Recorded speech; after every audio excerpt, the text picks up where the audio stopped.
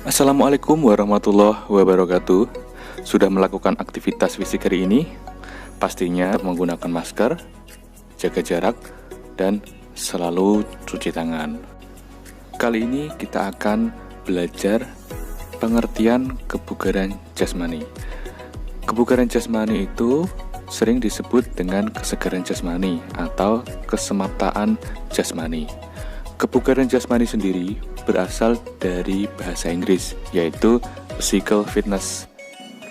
Kebugaran jasmani atau kesegaran jasmani sangat erat kaitannya dengan aktivitas fisik. Mari kita simak pengertian kebugaran jasmani menurut dari pandangan ahli. Menurut Rusli Lutan, kebugaran jasmani adalah kemampuan seseorang untuk melakukan tugas fisik yang memerlukan kekuatan, daya tahan, dan fleksibilitas. Selanjutnya, kebugaran jasmani adalah kemampuan seseorang untuk melaksanakan kegiatan sehari-hari tanpa mengalami kelelahan yang berarti dan masih dapat melakukan kegiatan lainnya. Dari berbagai pengertian kebugaran jasmani, dapat kita simpulkan bahwa kebugaran jasmani adalah kemampuan seseorang untuk melaksanakan kegiatan sehari-hari tanpa mengalami kelelahan yang berarti, serta dengan sisa tenaga yang dimiliki masih dapat menikmati waktu luang untuk kegiatan yang lain.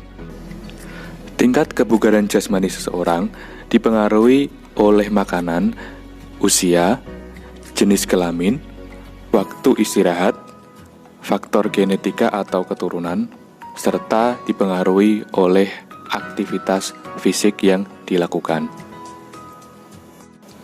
Selanjutnya, kita masuk ke unsur atau komponen-komponen kebugaran jasmani. Yang pertama adalah kekuatan atau strength. Yang kedua daya tahan, endurance. Yang ketiga daya otot atau muscular power. Yang keempat kecepatan atau speed. Kelima kelenturan atau flexibility. Yang keenam kelincahan, agility. Yang ketujuh koordinasi. Yang kedelapan keseimbangan. Kesembilan ketepatan atau akurasi. Dan yang terakhir adalah reaksi. Kali ini kita akan membahas komponen-komponen kebugaran jasmani. Yang pertama adalah kekuatan atau strength. Kekuatan adalah kemampuan dalam mempergunakan otot untuk menerima beban ketika melakukan suatu aktivitas fisik. Contoh latihannya adalah push up, back up, sit up, pull up, squat, lunge. Olahraga yang membutuhkan kekuatan yang baik antara lain tolak peluru, lontar martil, dan angkat besi. Selanjutnya yang kedua adalah daya tahan atau endurance.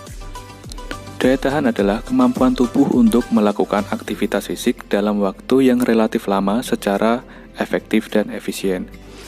Daya tahan juga dikaitkan dengan kemampuan seseorang untuk menggunakan sistem kardiovaskulernya dengan efektif dan efisien.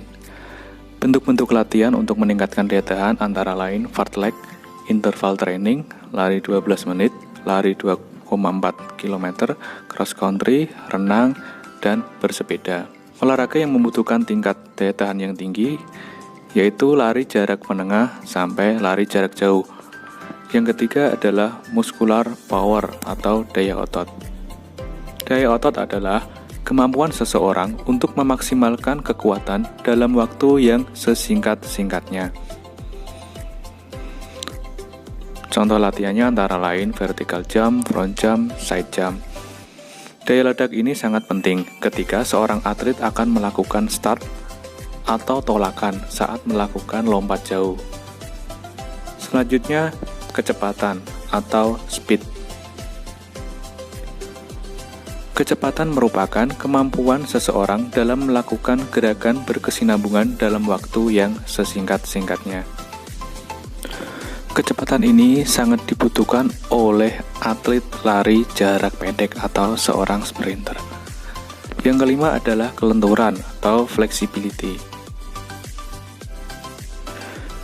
Kelenturan adalah keleluasaan pergerakan otot-otot tubuh, khususnya persendian terhadap penyesuaian gerak yang dilakukan. Olahraga yang membutuhkan tingkat fleksibilitas yang tinggi antara lain senam lantai dan senam ritmik. Yang selanjutnya adalah kelincahan atau agility. Kelincahan adalah kemampuan mengubah secara cepat arah tubuh atau bagian tubuh tanpa mengalami gangguan pada keseimbangan. Contohnya adalah bulu tangkis, tenis, serta olahraga bergu lainnya seperti sepak bola, basket, dan bola voli. Yang ketujuh adalah koordinasi. Koordinasi adalah kemampuan seseorang untuk menyatukan gerakan tubuh yang berbeda ke dalam satu gerakan yang efektif. Yang kedelapan adalah keseimbangan atau balance. Keseimbangan adalah kemampuan untuk mengendalikan organ dan syaraf otot sehingga bisa mengendalikan gerakan tubuh dengan baik. Yang kesembilan adalah ketepatan atau akurasi. Akurasi adalah kemampuan dalam mengendalikan gerakan sesuai dengan sasaran. Olahraga yang membutuhkan tingkat akurasi yang tinggi antara lain panahan. Selanjutnya yang terakhir adalah reaksi. Reaksi adalah kemampuan seseorang dalam menanggapi rangsangan atau stimulus yang diberikan orang lain.